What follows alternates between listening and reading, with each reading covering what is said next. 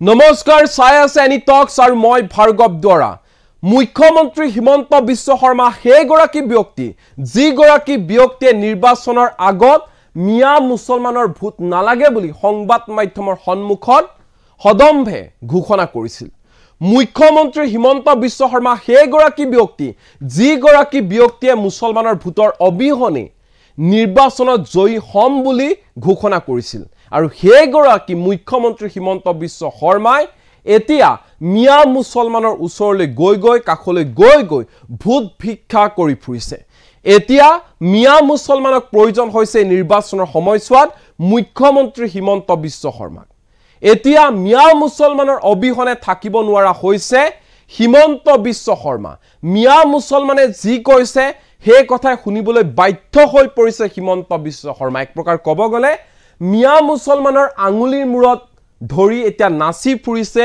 এজন মুখ্যমন্ত্ৰী হিমন্ত বিশ্ব শৰ্মা পিছে এই কথা আমাৰ নহয় এই মন্তব্য আমাৰ নহয় এনে ধৰণে হিমন্ত বিশ্ব শৰ্মাৰ বিৰুদ্ধে আক্ৰমণাত্মক ৰূপত দেখা পোৱা গৈছে প্ৰদেশ কংগ্ৰেছৰ সভাপতি ভূপেন বৰাক এই মুহূৰ্তত এই বিগ পলিটিক্যাল নিউজ লৈ আহিছো এনি টক্সৰ দৰ্শকৰ বাবে এই মুহূৰ্তত জনাইছো এই ডাঙৰ খবৰ মিয়া মুছলমানৰ আঙুলিৰ মূৰত নাচি ফুৰিছে মুখ্যমন্ত্ৰী হিমন্ত বিশ্ব শৰ্মাই মিয়া মুছলমানৰ ভূত বিচাৰি হাহাকাৰ কৰি ফুৰিব লগা হৈছে মুখ্যমন্ত্ৰী হিমন্ত বিশ্ব শৰ্মাই এই মন্তব্য কৰিছে প্ৰদেশ কংগ্ৰেছৰ সভাপতি ভূপেন বৰাই গাভৰু ছোৱালীৰ পৰা অংগনবাড়ী কৰ্মী ৰান্ধনী গাঁওবুঢ়া টেপ শিক্ষকলৈকে সকলোকে ৰাম ঠগন দিলে হিমন্ত চৰকাৰে অসমৰ বিজেপিৰ সাংসদসকলে কোনোদিনে অসমৰ হকে মাত মাতি নাপালে মুখ্যমন্ত্ৰী হিমন্ত বিশ্ব শৰ্মাৰ ওচৰত অসম গণ পৰিষদ দলক বন্ধক ৰাখিবলৈকে অতুল বৰা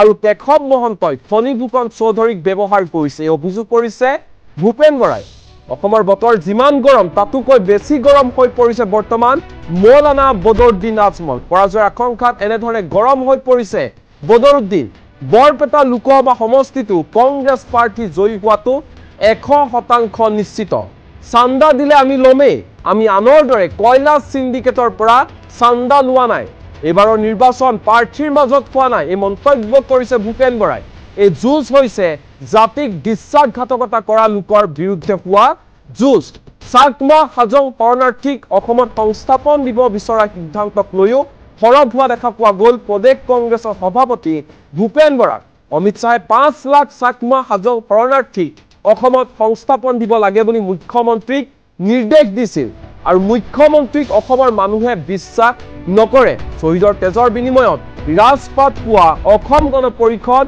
এই ক্ষেত্ৰত এতিয়া নিমাত হৈ আছে কোনো আঞ্চলিক দল বিজেপিৰ লগ হৈ আজিলৈকে জিয়াই থকা নাই এনেধৰণে সংবাদমেল সম্বোধন কৰি হিমন্ত বিশ্ব শৰ্মাৰ বিৰুদ্ধে বিজেপিৰ বিৰুদ্ধে আৰু অসম গণ পৰিষদ দলৰ বিৰুদ্ধে সৰব হোৱা দেখা পোৱা গ'ল প্ৰদেশ কংগ্ৰেছৰ সভাপতি ভূপেন বৰা এই মুহূৰ্তত ভূপেন বৰাৰ সংবাদমেলৰ কিছু মন্তব্য এই মুহূৰ্তত আমাৰ লগত আছে কি কৈছে কেনেধৰণে কটাক্ষ কৰিছে আক্ৰমণাত্মক হৈ পৰিছে ভূপেন বৰা মন দি কিনে এই অটো ৰিক্সা 3টা চকা দেখিছে নহয় 3টা চকা আজমল ডাঙৰীয়া আজি 2টা চকা পামচাৰ হৈ গ'ল এটা কৰিমগঞ্জত এটা নগাঁৱত ইটো চকা অটো কলে যাব এতিয়া এইটো নৈফালে গৈ আছে যদি এখন অটো চকাৰ যদি 2টা চকা একেলগে পামচাৰ হৈ যায় 26 তাৰিখ আজি 7 তাৰিখে অটো এটা চকাত গৈ কোনফালে যাব অলৰেডি আপুনি দেখি আছে কিমান গৰম হৈছে অসমত এতিয়া বতৰ যিমান গৰম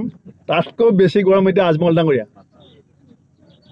কি কাৰণে হৈছে এনেকুৱা কাৰণ মানুহে বুজি পাইছে যে ব্যক্তিগত ব্যৱসায়িক মুনাফাৰ স্বাৰ্থত এটা জাতি আৰু ধৰ্মক যেনেকৈ এজন মানুহে বন্ধকত দি পেলাই ৰাজনীতি কৰিছে সেই কাম এতিয়া অসমৰ মানুহে নেদেখাকে থকা নাই নুশুনাকে থকা নাই সিদ্ধান্ত হৈ গৈছে ধুবুৰী আজমল ডাঙৰীয়াৰ পৰাজয় 100% নিশ্চিত 100% নিশ্চিত বজালী সমষ্টিৰ ৰঞ্জিত কুমাৰ দাসে জ্যেষ্ঠ মন্ত্ৰী তেখেতে কৈছে আপুনি যিহেতু কেইদিনমান পূৰ্বে কৈছে মুখ্যমন্ত্ৰী ঠিকনা সলনি কৰি দিম নিৰ্বাচনৰ পাছতে তদন্তকাৰী সংস্থা আপোনাৰ পাছত লগাই দিব বুলি কৈছে মই আদৰণি জনাইছো অলৰেডি চিআইডিক মোৰ লগত লগাই থৈছে যোৰহাটৰ পুলিচে মোৰ ওপৰত 8টা কেছ নন বেলেবল কৰি থৈছে চিআইডিত 8টা কেছ আছে ৰঞ্জিত দাস ডাঙৰীয়াকো মই আহ্বান জনাইছো এইবিলাকতো আপোনালোকৰ এজেণ্ট নেকি? ৰঞ্জিত দাস ডাঙৰীয়া চেণ্ট্ৰেল হোম মিনিষ্টাৰ নেকি? হুইজি হে তেওঁ যে মোৰ লগত সংস্থা লগাই দিম বুলি কৈছে, মই ক'ব লাগে নেকি তেখেতৰ সম্পত্তিৰ লিষ্টখন? সুধিবচোন আজি যে ভূপেন বৰাই সুধিছে যে আপোনাৰ সম্পত্তিৰ লিষ্টখন মই ৰাজহুৱা কৰি দিওঁ নেকি? নামী আৰু বেনামী মই চব ৰাজহুৱা কৰিব পাৰোঁ। দ্বিতীয় পৰ্যায়ত কি হ'ব? মইতো ক'লোৱেই, কালিলৈ আপোনালোকে দেখা পাব বৰপেটাবাসীৰ সিদ্ধান্ত। বৰপেটা অসমৰ একমাত্ৰ সমষ্টি য'ত কংগ্ৰেছৰ হায়েষ্ট MLA আছে। আমাৰ MLA বহুত নহয়, কিন্তু বৰপেটা একমাত্ৰ লোকসভা সমষ্টি য'ত আমাৰ হায়েষ্ট MLA আছে, য'ত জিলা পৰিষদ আমি বনাইছিলোঁ, পঞ্চায়ত আমাৰ দখলত আছে, MP আমাৰ আছিলে, আৰু ইয়াত যিগৰাকী প্ৰাৰ্থী মিত্ৰ দলে দিছে তেওঁৰ যিটো স্বৰূপ অসম চুক্তিক লৈ আৰু কাখনক লৈ ক্ষমতাকেন্দ্ৰিক যিটো দুমুখীয়া নীতি, সেইটো বৰপেটা মানুহে সহ্য নকৰে। কংগ্ৰেছ দলে চান্দা পালে ঢিঙত এতিয়া মুখ্যমন্ত্ৰীয়ে চবতছে ধুনীয়া নাচ ক'ত দিয়ে? লাহৰীঘাটত নচুৱাইছে কোনে? কাৰ he is dancing according the band of Miya now. মুখ্যমন্ত্ৰী chief minister of Assam is now dancing according to the band of Miya. তাৱে পৰি হৰি কৰোহু কাটৰি কৰি আছে।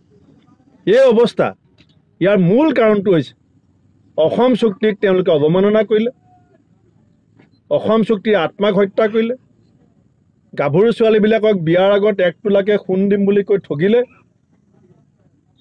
প্ৰত্যেকটো নিত্য ব্যৱহাৰ্য সামগ্ৰীৰ দাম বঢ়াই দিয়া হ'ল, ব্ৰহ্মপুত্ৰ খানীৰ 2 পাৰে এক্সপ্ৰেছ হাইৱে কৰিম বুলি কৈছিলে, আশা কৰ্মী, অংগনাবাদী কৰ্মী, ৰান্ধনী, গাঁওবুঢ়া, VDP, টেটৰ teacher, computer teacher, tutor, venture স্কুলৰ টিচাৰ, এওঁলোকে নিৰ্ণয় কৰিব অসমৰ ভৱিষ্যত কি হ'ব, দ্বীপবায়নৰ ভৱিষ্যত কি হ'ব।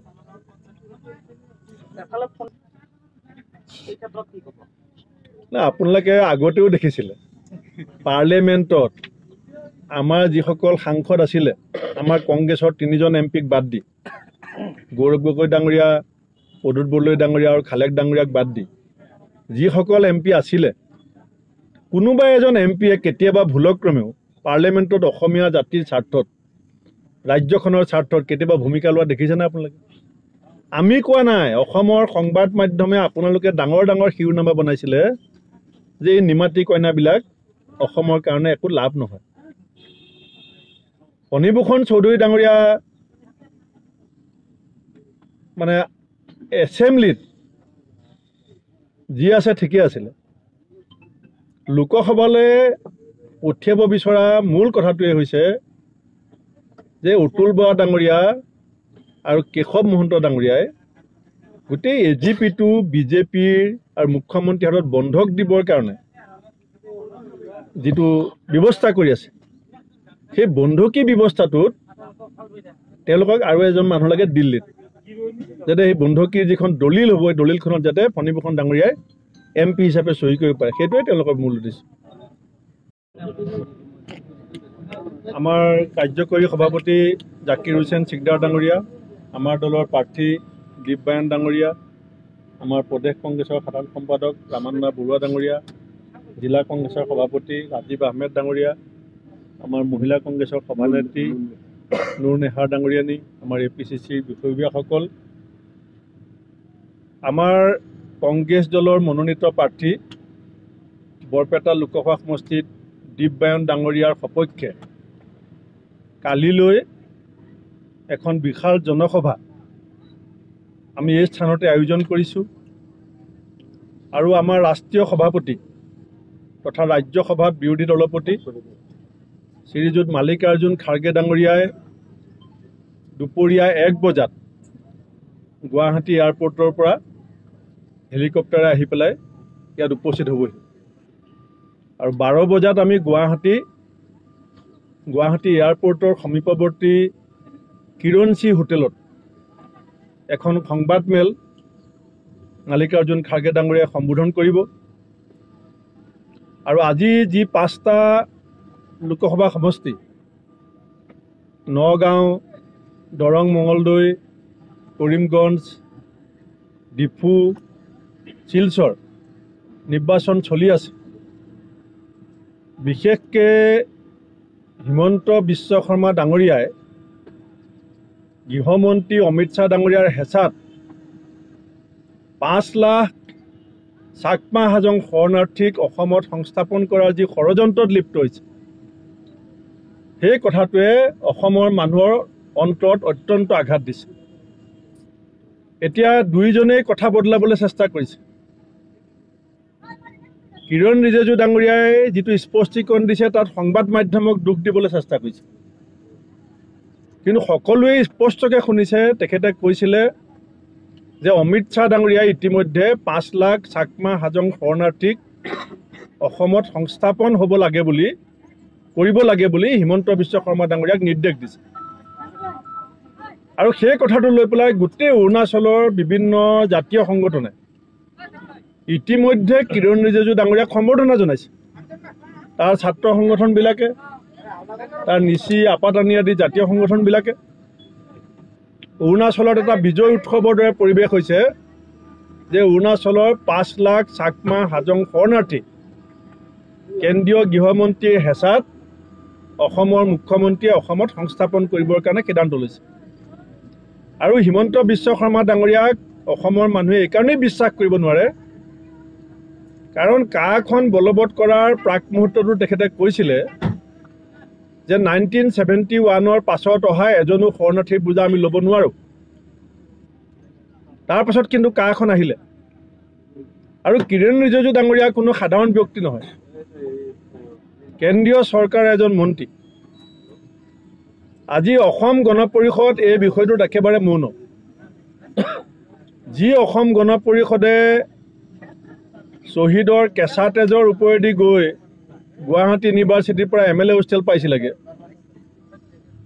শ্বহীদৰ কেঁচা তেজৰ নামত শপত লৈ পেলাই অসম চুক্তিক গীতা, বাইবেল, কোৰাণ বুলি অভিহিত কৰিছিলে, আজি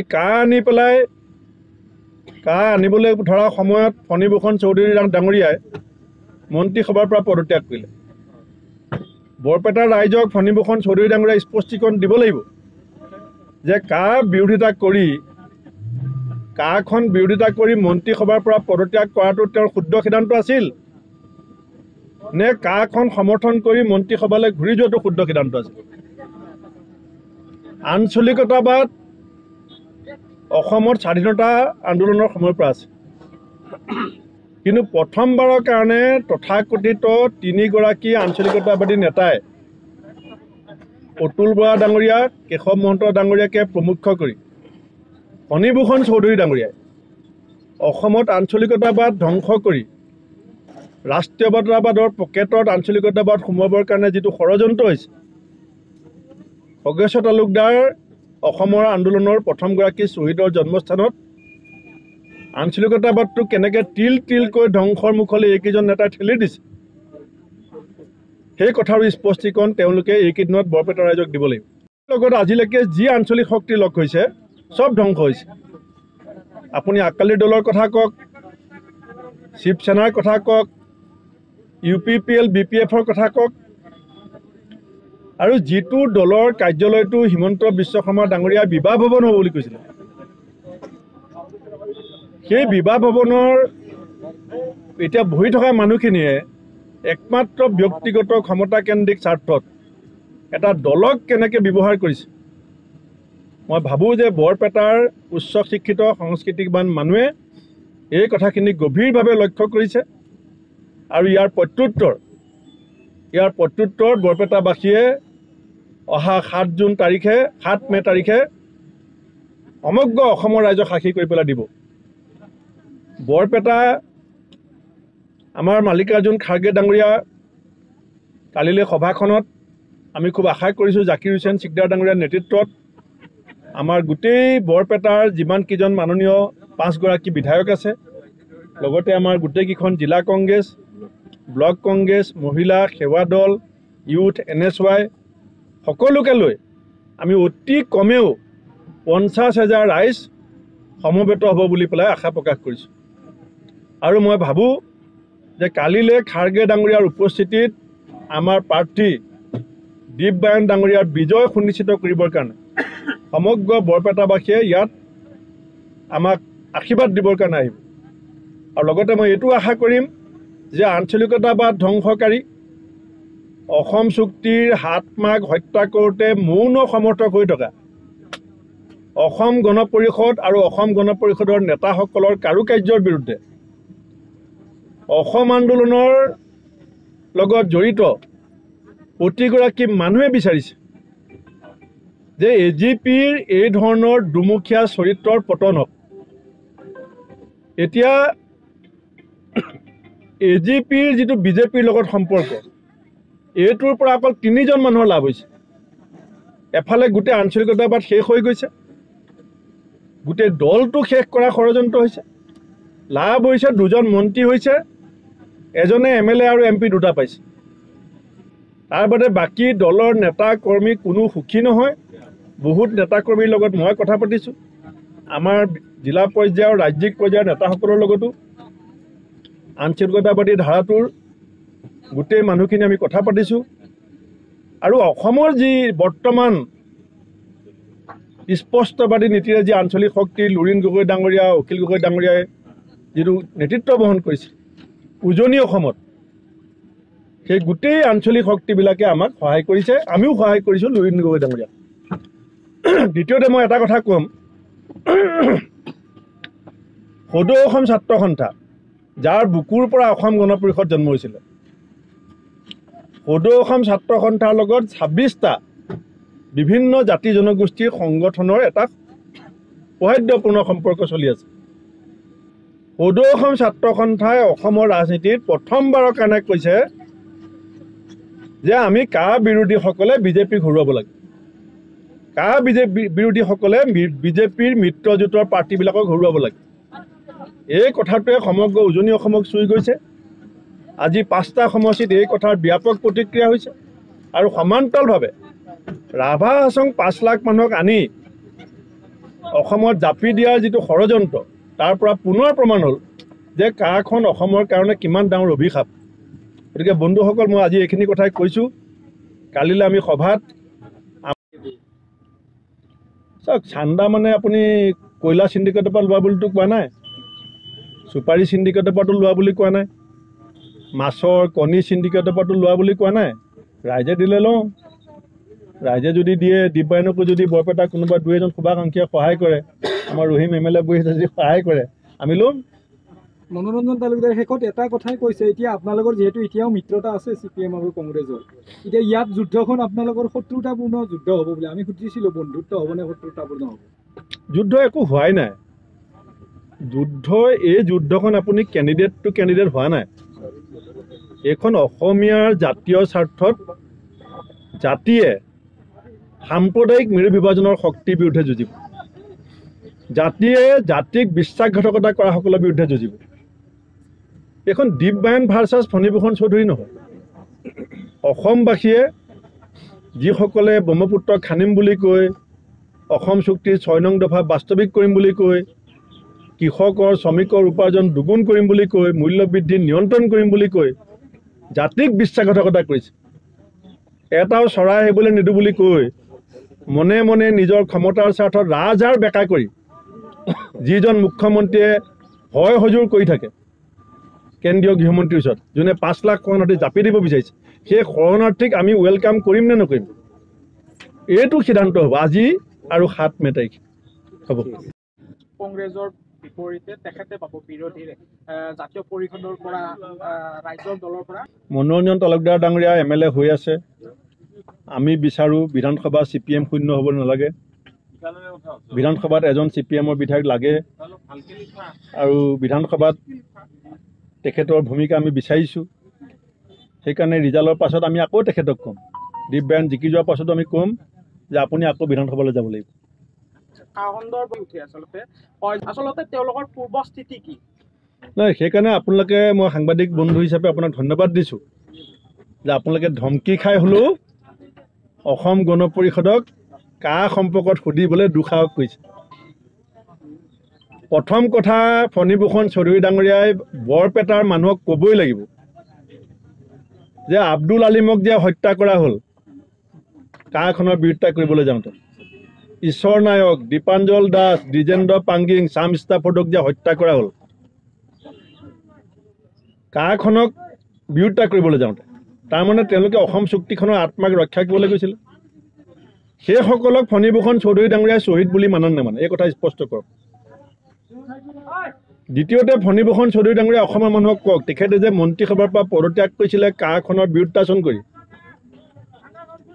তেতিয়া তেখেতৰ মানসিক ব্যৱস্থাটো ঠিকে আছিলে নাই নে পিছত ঠিক হৈ গ'ল? ৰিজিগনেশ্যন দিয়াৰ সময়ত তেখেতে মানসিকভাৱে সুস্থ আছিলে নে ৰিজিগনেশ্যন উইথড্ৰ কৰাৰ সময়ত সুস্থ হৈছিলে? এই কথা অসমৰ মানুহক তেখেতে ক'ব লাগিব ইলেকশ্যনৰ ভোটদানৰ আগত। খগেশ্বৰ তালুকদাৰৰ যি বলিদান, যিসকলৰ নাম লৈ পেলাই তেখেতসকলে অসমত এটা আন্দোলন কৰিছিলে, আহ হৈ আহ, ওলাই আহ, খেদ হৈ খেদ, বিদেশী খেদ। শ্লোগান কি আছিলে সেই সময়ত ফণীভূষণ চৌধুৰী ডাঙৰীয়া? আহ হৈ আহ, ওলাই আহ, খেদ হৈ খেদ, বিদেশী খেদ। আৰু এতিয়া কি শ্লোগান হৈছে? আহ যিমান আহ আহ, 5 লাখ হাজক চাংমা কালিলৈকে আহ। এইটো সেইটো নহয় জানো? তেতিয়া শ্লোগান দিলে আহ হৈ আহ, ওলাই আহ, খেদ হৈ খেদ, বিদেশী খেদ। আৰু এতিয়া শ্লোগান হৈছে আহ যিমান আহ আহ, হাজং চাকমা কালিলৈকে আহ, পাৰিলে ভোটৰ আগতে আমাক ভোট দে। নহ'লে এজন কেন্দ্ৰীয় মন্ত্ৰীয়ে ক'ব পাৰে নেকি যে মুখ্যমন্ত্ৰীৰ লগত আলোচনা হৈ গ'ল, 5 লাখ তেওঁলোকে সংস্থাপন দিব? অসমীয়া জাতিয়ে নিজৰ মূৰৰ ওপৰত, য'ত যিটো জাতিৰ এতিয়া 34 লাখ নিবনুৱা, লাখ লাখ খিলঞ্জীয়া মানুহে আজিও ভূমিপট্টা নাপালে, পাহাৰত বসবাস কৰা মানুহে ভূমিপট্টা নাপালে, গৰাখনীয়াক্ৰান্ত বানাক্ৰান্ত মানুহক আজিলৈকে ভূমিপট্টা দিয়া নহ'ল। 1 কোটি মুছলমানৰ মাজত বসুন্ধৰা 1, বসুন্ধৰা 2ত এজনো মানুহক এটুকুৰা মাটিৰ কাগজ দিয়া নহ'ল। এতিয়া 5 লাখ শৰণাৰ্থী কোনে বুজা জাপি ল'ব? কিয় ফণীভূষণ চৌধুৰী ডাঙৰীয়া মনে মনে আছে? কিয় অসম গণ পৰিষদ মনে মনে আছে? হ'ব।